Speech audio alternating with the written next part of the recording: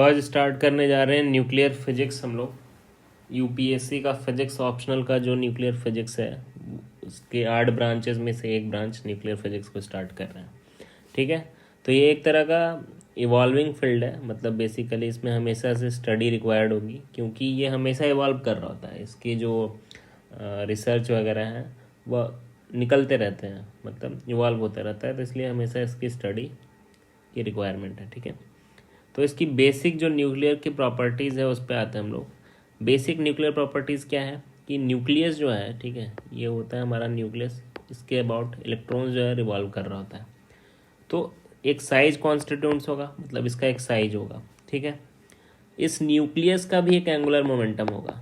ठीक है, angular momentum, angular momentum पता है ना क्या होता है, M B R cross M B या एम बी आर। ठीक है, स्केलर फॉर्म में।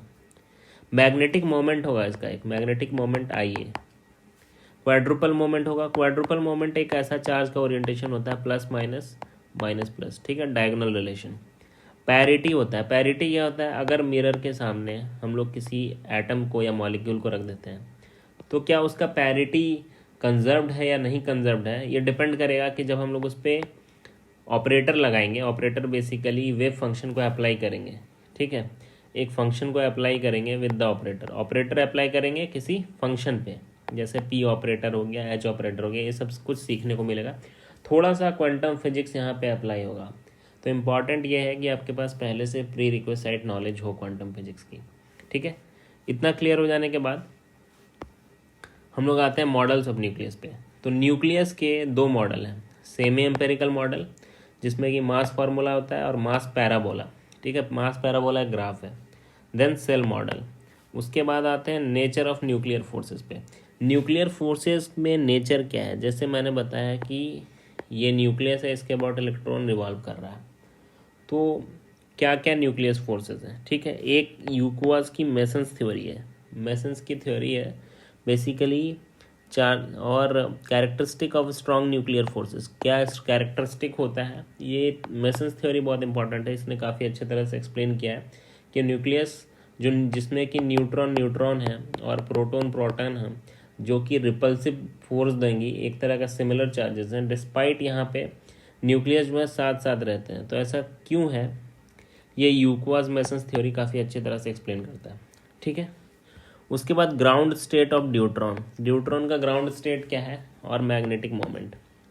Then beta decay parity violation, beta decay में पैरिटी वायलेशन कैसे होता है। बीटा डी के है क्या, बेसिकली न्यूट्रॉन का प्रोटॉन और इलेक्ट्रॉन में टूटना। ठीक है, न्यूट्रॉन को प्रोटॉन और इलेक्ट्रॉन में टूटना प्लस एंटी न्यूट्रॉन पार्टिकल निकलना, इसको कहते हैं हम लोग बीटा डी के। ठीक है, गामा डी के क्या होता है, गामा डी के में होता है इंटरनल कन्वर्जन, मॉस-बोअर इफेक्ट।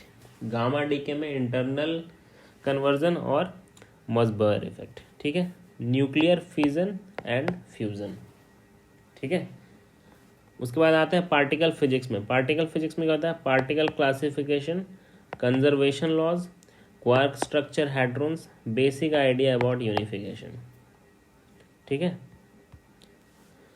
तो स्टार्ट करते हैं न्यूक्लियर फिजिक्स जो सब डिवाइडेड है 1 में। ठीक है, तो हमें रिमेंबर है अल्फा पार्टिकल, मतलब हमने याद कर रखा है अल्फा पार्टिकल एक्सपेरिमेंट जो कि गोल्ड फॉइल का था, जो कि रदरफोर्ड ने किया था। ठीक है, तो according to Heisenberg uncertainty principle, हमें पता है कि जो इलेक्ट्रॉन है वो रिसाइड नहीं कर सकता है न्यूक्लियस में।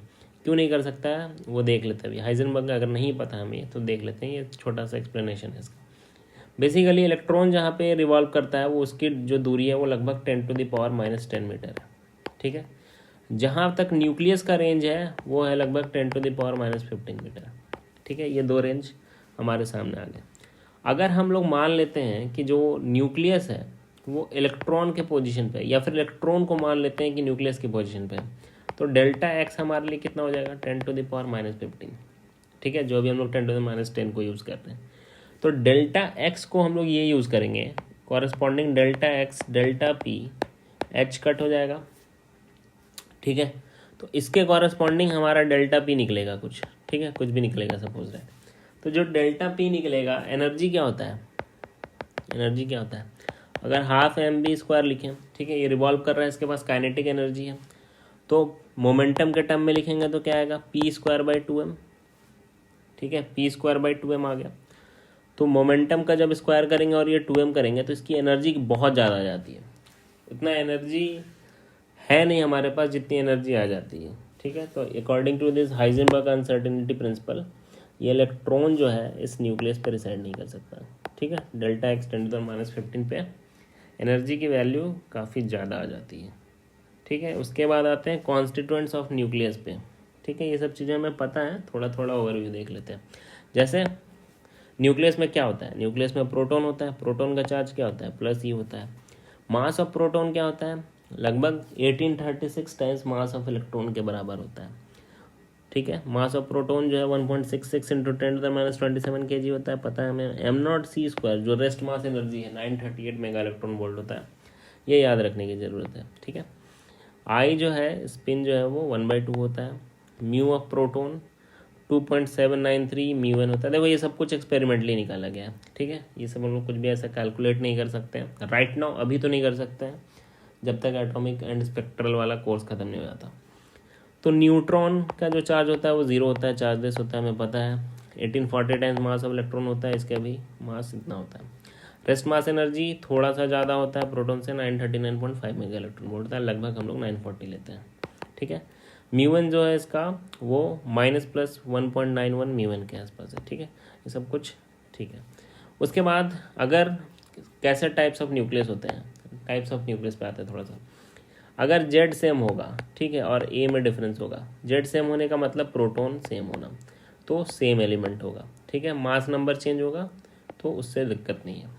लेकिन अगर जेड डिफरेंट हो तो एलिमेंट डिफरेंट हो जाएगा। तो इससे पता क्या चल रहा है, प्रोटॉन पे डिपेंड कर रहा है सब कुछ।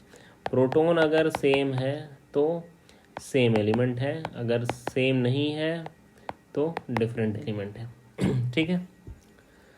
तो न्यूट्रॉन्स एंड प्रोटॉन्स को इंटरचेंजेबली हम लोग यूज़ करते हैं, ठीक है। लगभग न्यूट्रॉन और प्रोटॉन की जो वैल्यू होती है वो n/z का रेशियो जो है 1 आता है, वो ग्राफ आता है, ठीक है। उस ग्राफ में थोड़ा सा ग्राफ आगे हेवियर न्यूक्लियाई के लिए चेंज होता है, लेकिन अभी तक के लिए ये बिल्कुल सही काम कर रहा होता है, ठीक है, सही होल्ड कर रहा होता है।